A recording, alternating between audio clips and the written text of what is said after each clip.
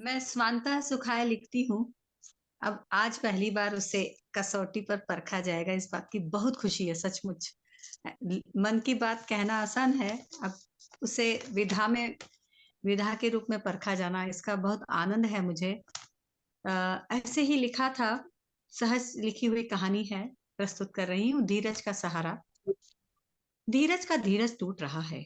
वह अपने सामने पेड़ को कटते नहीं देख सकता। वो तेजी से दौड़कर पेड़ से लिपट गया और आंखें मूंद ली। लकड़हारे उस पर ताने कसते जा रहे थे। एक लकड़हारा कह रहा था कि यह पेड़ से लिपटा तो ऐसे है जैसे यह पेड़ नहीं इसकी माँ है, जिस पर मैं वार कर रहा हूँ। धीरज रोते रोते कह रहा था, हाँ यह मेरी माँ ही है। तुम क्या जानो मेरा दर्द। 3 साल का था तब से इसकी गोद में सो रहा हूँ। मेरे घर के आंगन की जान है यह, इसी के कारण मैं जिंदा हूँ। यह नहीं होता तो मैं कब का तालाब में कूद कर प्राण दे देता। उसकी बात सुनकर दोनों लकड़हारों की कुल्हाड़ी की रफ्तार धीमी हो गई।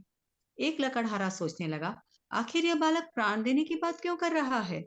उसे धीरज में अपना बेटा दिखाई देने लगा। वह भी तो इसी की उम्र का है। धीरज का रोना उससे देखा नहीं जा रहा था। काटने का काम रोककर वह उसे समझाने लगा कि पेड़ कटने पर रोना ठीक नहीं है। धीरज और जोर से रोने लगा। वह कह रहा था कि 13 साल से मैं अपनी सौतेली माँ के अत्याचार सह रहा हूँ, पर यही एक पेड़ है जिसकी गोद में मैं अपनी मृत माँ की गोद का सुख पाता हूँ। कई रातों को सौतेली माँ ने घर से बाहर निकालने की सजा दी है, तब इसी पेड़ ने अपनी गोद में सुलाया है।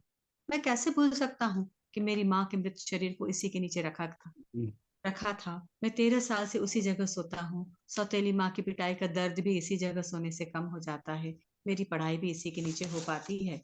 यदि यह नहीं रहा तो मेरे जीने का उद्देश्य समाप्त हो जाएगा। मैं बड़ा होकर अनाथ बच्चों के लिए काम करना चाहता हूँ। मुझे डॉक्टर बनना है। आप किसी भी तरह मेरी सौतेली माँ को इस पेड़ की कटाई न करने का कारण बताकर पेड़ को बचा लीजिए। उनकी जिद है, इस पेड़ की जगह खूबसूरत बगीचा लगाएं। उसकी बात सुनकर दोनों लकड़हारे भावुक हो गए। उन्होंने धीरज को गले लगा लिया। उन्होंने अपना छोटा सा मोबाइल लेकर चुपचाप पेड़ों की रक्षा करने वाली संस्था को सूचित किया कि यहाँ अकारण पेड़ काटा जा रहा है, शीघ्र पहुंचे। अब क्या था, 20 मिनट में समूह के सदस्य वहां पहुंचकर धीरज की सौतेली माँ को कानूनी कार्रवाई की धमकी देने लगे। घबरा कर वह बोली, नहीं, हम लिख कर देते हैं कि यह पेड़ कभी नहीं कटेगा। बस धीरज का धीरज लौट आया। वह लकड़हारों की ओर कृतज्ञता से और लकड़हारे उसकी ओर अपार प्यार से। धीरज सुकून से पेड़ के पास बैठ गया। उसे सहलाते हुए कहने लगा, तुम पर जो कुल्हाड़ी के घाव लगे हैं, मैं उन पर मरहम लगाकर तुम्हें पुनः स्वस्थ बनाऊंगा। तुम मुझे पत्तों की सरसराहट की लोरी सुनाते रहना और शीतल हवा का आंचल लहरा कर सुलाते रहना। पेड़ पर शेष बची पत्तियां सरसर की आवाज सुनाकर उसे आश्वस्त कर रही थी कि हम तुम्हारे साथ हैं। धन्यवाद। बहुत बहुत धन्यवाद वीणा जी। अब चलते हैं आरती जी के पास पुनः आपकी लोक कथा की समीक्षा के लिए। आरती जी, आपको स्वागत है। जी धन्यवाद सर। मैं सबसे पहले वीणा जी आपको बहुत बहुत बधाई। बहुत सुंदर आपकी लघु कथा है। और एक बार पुनः एक अगतिमान अचलायमान अपाद प्राणी पर लिखी लघु कथा मेरे सामने है, जैसे पहले अप्राणीवाचक थी। समीक्षा के लिए तो वीणा पाठक जी की लघु कथा धीरज का सहारा एक उम्दा लघु कथा बन पड़ी है, जो पर्यावरण संरक्षण की ओर भी हमें परोक्ष रूप से प्रेरित कर जाती है। मातृत्व विहीन बालकों का कैसे कैसे कौन कौन सहारा बन जाता है, यह तो परिस्थिति, भाग्य और बालक का अपना विवेक ही तय करते हैं। इस लघु कथा को बालोपयोगी लघु कथा भी कहा जा सकता है। धीरज शब्द जो है उसका व्यक्तिवाचक संज्ञा और भाववाचक संज्ञा दोनों रूपों में जो प्रयोग किया गया है, जैसा हम अक्सर कविताओं में करते हैं, तो वो एक सुखद रस का निष्पादन इस लघु कथा में करता है।